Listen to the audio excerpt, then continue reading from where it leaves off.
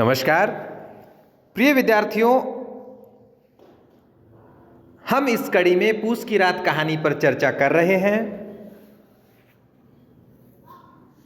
पूस की रात कहानी में हमने देखा कि भारतीय किसान की जो त्रासदी है उसको प्रेमचंद ने किस रूप में हमारे सामने रखा, कौन कौन सी समस्याएं हैं उसकी ओर हमने देखा। कहानी के बंध को समझने के लिए हम देखते हैं, देखिए कहानी किस स्तर से अपना उठाव लेती है। शुरुआत से इस बात का इशारा हो जाता है कि कहीं ना कहीं समस्या अर्थ की है, कहीं ना कहीं समस्या महाजनी प्रथा की है, कहीं ना कहीं समस्या शोषण की है। तो कहानी शुरू कैसे होती है, देखिए हल्कू ने आकर स्त्री से कहा, सहना आया है, लाओ जो रुपए रखे हैं उसे दे दूं, किसी तरह गला तो छूटे। यानी जो सर के ऊपर महाजनी लूट की जो तलवार चल रही है, जो गला काट रही है, उसकी ओर इशारा प्रेमचंद ने इस कहानी की शुरुआत में कर दिया। और स्थिति और विद्रोह किस अवस्था का है वो देखिए। मुन्नी झाड़ू लगा रही थी, पीछे फिरकर बोली, 3 ही तो रुपए हैं, 3 ही तो रुपए हैं। देखिए, दे दोगे तो कंबल कहां से आवेगा, और माघ पूष की रात हार में कैसे कटेगी, उससे कह दो फसल पर दे देंगे, अभी नहीं। अब ये फसल में क्या होगा ये भी पता है, आगे कहानी बता देगी। क्योंकि जब व्यक्ति इस प्रकार के शोषण में फंसा होगा तो उसके फसल का जो उत्पादन होगा, उसका जो मूल्य होगा, उस मूल्य तक पहुंचने से पहले ही वो हार मान जाएगा। और देखिए फिर वो जो सीधी सी इसी संवाद में मुन्नी साफ कह देती है, मर मर कर काम करो, उपज ही तो बाकी दे दो, चलो छुट्टी हुई, बाकी चुकाने के लिए ही तो हमारा जन्म हुआ है, पेट के लिए मजूरी करो, ऐसी खेती से बाज आए, मैं रुपए न दूंगी। ये उस स्त्री का प्रतिरोध है जिसने पुरुष प्रधान समाज में और महाजनी प्रथा की लूट का दंश झेला है। क्योंकि गरीबी की सबसे बड़ी मार सदैव स्त्रियां झेलती हैं, और इसीलिए मुन्नी का जो प्रतिरोध है वह उस स्त्री का प्रतिरोध है जिसे साफ दिखता है कि अगर ये महाजनी लूट इसी प्रकार चलती रहेगी तो स्त्रियों का जीवन बहुत कठिन हो जाएगा। और ये जो बड़ी बात थी,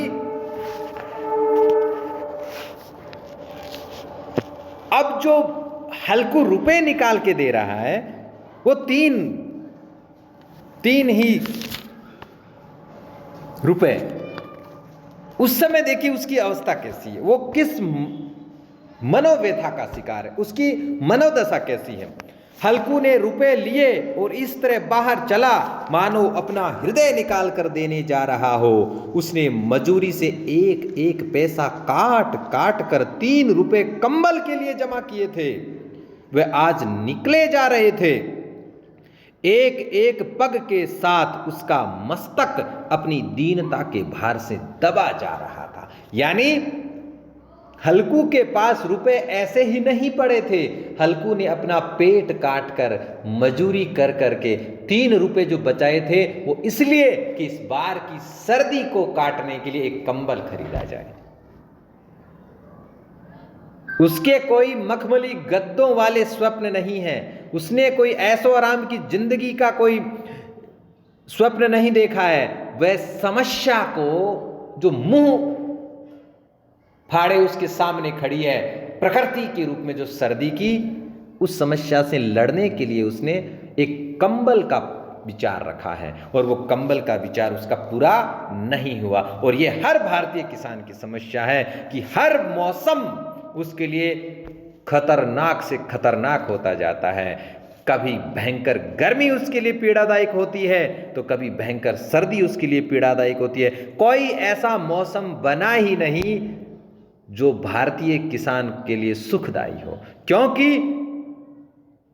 उसका जो स्तर है वो जितना मर खप रहा है उसका मूल्य उसको मिलता ही नहीं। तो ऐसे में प्रकृति उसके लिए कहां आनंददायी होगी। और ये इस बात की ओर इशारा देखिए, जो पूस की अंधेरी रात आकाश पर तारे भी ठिठुरते हुए मालूम होते थे। यह कहानी का मार्मिक पक्ष है कि जब व्यक्ति खुद निराश और हताश होता है तो प्रकृति में उसे कुछ भी ऐसा नजर नहीं आता है। इसलिए आसमान में टिमटिमाते तारे उसे भी ठिठुरते हुए नजर आते हैं, क्योंकि उसके भीतर की ठिठुरन जब तक नहीं निकलेगी तब तक किसी भी प्रकार की बाहरी आकर्षण कह लीजिए या बाहरी कोई भी वस्तु उसे उस स्तर तक प्रभावित नहीं कर पाएगी।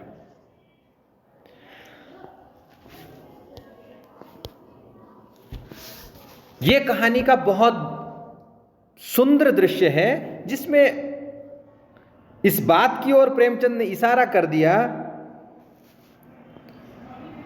कि सबसे बड़ी समस्या हमारे यहां यह है कि मेहनत कोई और करता है और उस मेहनत का फल कोई और भोगता है।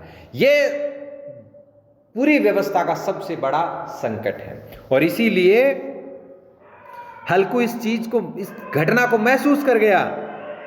वो साफ कहता है, मोटे मोटे गद्दे, लिहाफ, कंबल, मजाल है जाड़े का गुजर हो जाए, तकदीर की खूबी है मजूरी हम करें और मजे दूसरे लूटे।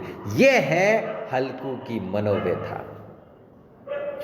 वो कामचोर नहीं है, वो आलसी नहीं है, वो दिन रात पसीना बहाता है, लेकिन उस पसीने से उसके जीवन में कुछ भी नया नहीं होता है।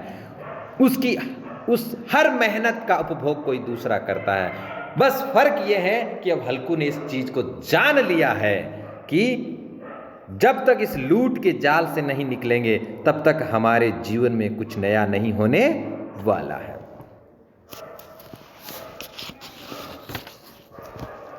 और इसी कहानी के बीच में कहानीकार ने एक बहुत सुंदर पक्ष रखा। ऐसा नहीं है कि वो हल्कू इतना निराश हताश हो गया कि उसकी संवेदनाएं मर गई है। उसकी संवेदनाएं आज भी जीवित है और वो जबरा कुत्ते के साथ जो उसका संबंध है उसके माध्यम से सामने आती है। तो अगली क्लास में हम उस प्रसंग पर चर्चा करेंगे। बहुत बहुत धन्यवाद।